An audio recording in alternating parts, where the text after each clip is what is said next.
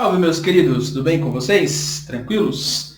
Muito bem, vamos lá para mais uma questão. Eu sou o Prof. Dan, estamos resolvendo a prova da segunda fase do IME de 2010. Estamos na questão 9, penúltima questão. Não esmoreçam, não desistam, não desanimem. Estamos chegando ao final da prova, maravilha? Vamos lá. A questão diz o seguinte, galera. Nós temos dois raios que inicialmente estão com diferença de fase gama 1, certo? E eles vão fazer essas trajetórias aqui. Do ar para um vidro, do vidro para um líquido, e do líquido vão num detector. Quando chegar no detector, eu quero que a diferença de fase entre os dois seja gama 2. Essa é a condição do problema. O que nós temos no caminho é que o raio 1, ele atravessa o recipiente dessa maneira, e o raio 2 aqui. Aqui tem uma abertura onde caiu o líquido aqui, né? Então, a parte de vidro que o raio 2 atravessa é só essa partezinha, enquanto que o raio 2 atravessa ela por inteira, ok? E o problema quer saber, então, qual é a diferença de fase entre eles. Percebam que, se não tivesse essa fenda, se fosse tudo, eles iam chegar com a mesma diferença de fase gama 1, correto? Porque os caminhos seriam idênticos. Maravilha? Tranquilos? Beleza. Primeiro, galera, vamos discutir lá o que é diferença de fase. O que seria fase? Quando a gente fala de onda, então, ó, nós podemos ter um padrãozinho de onda assim, né? Então, ele saiu aqui.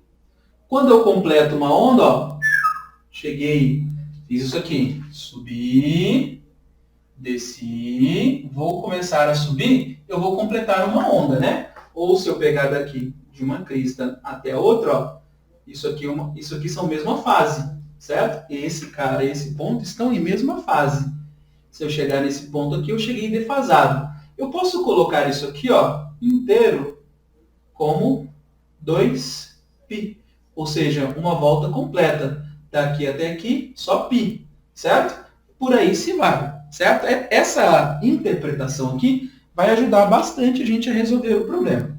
A outra coisa é que o problema deu para a gente que no ar o raio tem comprimento de onda lambda, que é esse cara aqui, certo? O índice do vidro NR e o índice do líquido N, beleza? O que a gente vai fazer? Primeira coisa que a gente vai fazer é escrever o comprimento da onda em função dos índices de refração. Esse é o primeiro detalhe que a gente vai fazer na questão, certo? E como que eu posso fazer isso? Eu posso usar a seguinte fórmula, V igual a lambda vezes F, equação fundamental da ondulatória, e também índice de refração é igual C sobre V, beleza? Então, eu posso usar isso aqui. Quando eu usar isso aqui, eu posso trocar o meu V por C sobre N. E eu posso colocar ali no de cima, né? Posso colocar ali no de cima que C sobre N igual a lambda vezes F, certo? E eu posso escrever, então, que o meu lambda, comprimento da onda, será C sobre NF. Maravilha. Tem isso aqui, certo? Ok, galera. Na minha situação, eu tenho esse raio e esse raio. Os raios saíram da fonte. Depois que os raios saem da fonte, frequência é constante. Frequência não pode ser alterada. Depois de produzida, não se altera mais a frequência de uma onda, ok? C é o quê? C é a velocidade da luz, é uma constante. Então, eu posso dizer que o comprimento de onda é inversamente proporcional ao índice de refração, ok? Então, a conclusão que eu posso chegar aqui, a primeira conclusão importante que vai ajudar a gente a resolver o problema, é que um determinado comprimento de onda N, ele é o comprimento original, lambda, sobre o índice de refração do meio que eu quero. Maravilha? Ok? Muito bem.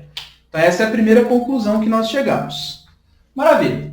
Segunda conclusão que nós podemos chegar é que a gente pode fazer uma simples regra de 3 aqui com o comprimento de onda e o ângulo de fase, certo? A fase do negócio. Porque aí eu posso simplesmente escrever a fase dos meus raios em função do comprimento de onda, de quantos comprimentos de ondas que eu vou ter nesse caminho inteiro, ok? Com uma regra de 3 simples, a gente faz isso. Então, a gente pode fazer o seguinte, ó.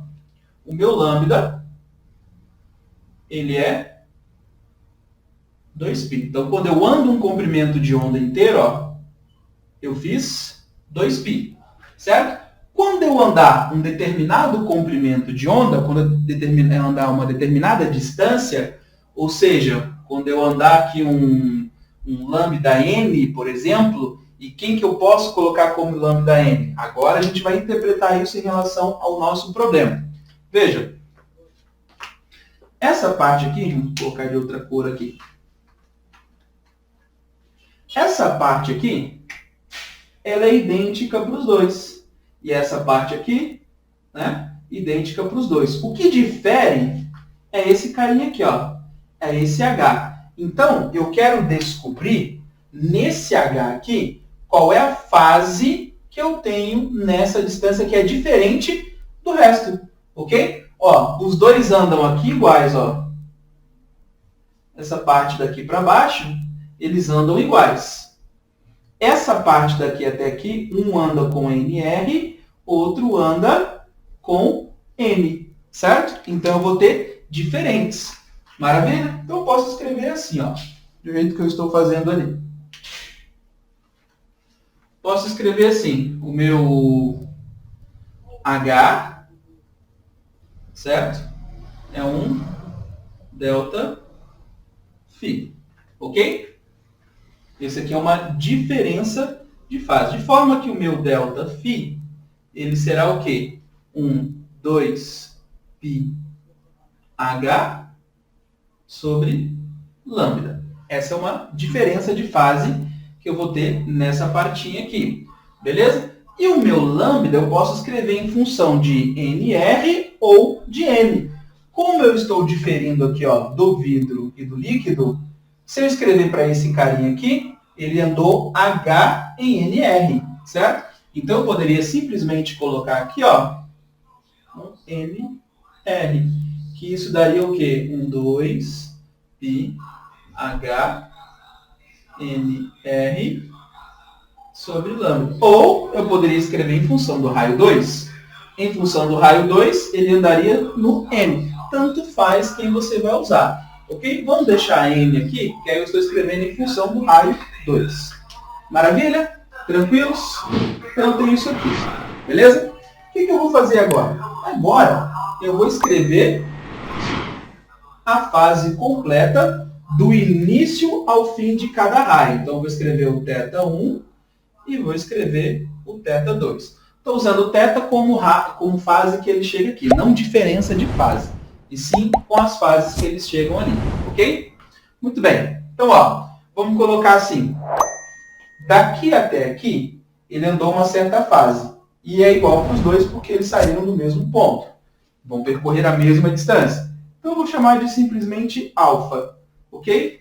Então, essa fase aqui é alfa, mais essa parte aqui, ok? Essa partezinha aqui, ó, eu posso colocar alfa daqui até aqui, que é igual para os dois. Eles andam no ar e no vidro a mesma distância. O que vai diferir é daqui para cá, ok? Então, para o raio 1, como que fica isso? Para o raio 1 fica assim. 2πh, o raio 1 andou isso aqui completamente no vidro. Meu Hzinho aqui, ó, totalmente no vidro. Então, NR. NR sobre lambda. Mais essa parte aqui, ó. Essa parte aqui, vamos chamar então isso aqui de alfa1 e essa parte aqui de alfa2. Alfa2 é a fase que ele fez daqui até aqui, que é igual para os dois também, né? Então, alfa1 no início para cá e alfa2 no início para lá. O meu raio 2, ele vai ter o quê? Ele vai ter o mesmo alfa1 no início, que é daqui até aqui.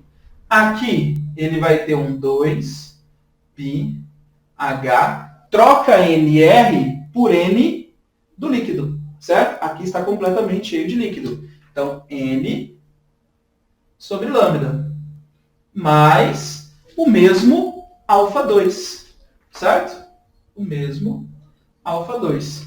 De forma que a diferença de fase é justamente o que nós temos aqui no início, certo? Então, ó, a diferença de fase, que é o que o problema está me pedindo, ó, delta, θ, diferença de fase, isso aqui o problema me deu um nome, né? Ele chamou disso aqui, então isso aqui é igual a 2, é igual o de cima menos o de baixo. Galera, a gente tem essa situação aqui, ó, que a diferença de fase dos dois no início é gama 1. Então, quando eu fizer aqui, ó, meu alfa 1 menos alfa 2, isso aqui é igual a isso aqui. Então, já que isso aqui é igual a isso aqui, quando eu fizer a diferença desse alfa 1 mais alfa 2, vai sobrar quem? O meu delta 1. Só essa parte aqui, ok? Que já era a diferença de fase inicial. Então, ó, eu faço esse menos esse, estou fazendo termo a termo, né? Esse menos esse, quem que vai dar? O meu gama 1. Esse menos esse, então, ó, mais, vou repetir o que tem tudo igual para todos, 2π h sobre lambda, e aí a diferença entre nr menos n. E alfa 2, que é igual para os dois, então vai subtrair, né? Eu tenho isso aqui. Beleza, galera? Tranquilo? E por último, o que o problema quer é o tamanho da fenda para que isso seja verdade, certo? Então, para o tamanho da fenda para ter essa diferença de fase no final, qual deve ser o tamanho da fenda? Então, eu tenho que achar aqui o meu H. Agora está fácil, né? Para encontrar o H, a gente basta isolar o H ali, né? Então, vamos isolar o H aqui, ó. Vou apagar essa parte aqui de baixo, tá? A gente já não precisa mais dessa definição aqui. Ok? E a gente pode simplesmente escrever aqui. Muito bem. O que eu tenho aqui, ó? Eu vou deixar esse cara de um lado só. Então, 2πh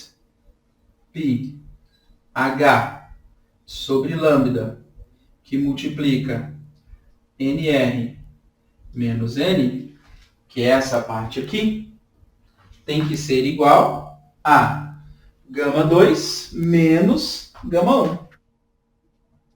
Uma menos a outra. E aí eu isolo o meu H, né? Que é o que o problema quer que eu encontre. H tem que ser igual a gama 2 menos gama 1 sobre 2π que multiplica nr menos n. Certo? A gente tem isso aqui. Certo? Como o problema não definiu ordem, se eu tiver o contrário aqui também dá. De forma que se você colocar um mais ou menos aqui, vai dar a resposta correta. Então a resposta correta pode ser tanto isso aqui positivo, quanto isso aqui multiplicado por menos 1, invertido aqui dentro. Ok? Porque ele não definiu a ordem para a gente. Maravilha? Tranquilo? Quem é quem? Ele falou que a diferença de fase é isso aqui, mas ele não disse de quem em relação a quem. Então, o sinal aqui pode ser tanto mais quanto menos para essa situação. Maravilha, galera? Tranquilos? Então, essa foi a nossa penúltima questão do IME, segunda fase. Não saiam daí para a gente terminar essa prova e voar abaixo nas questões do IME. Valeu, galera? Até a nossa próxima questão.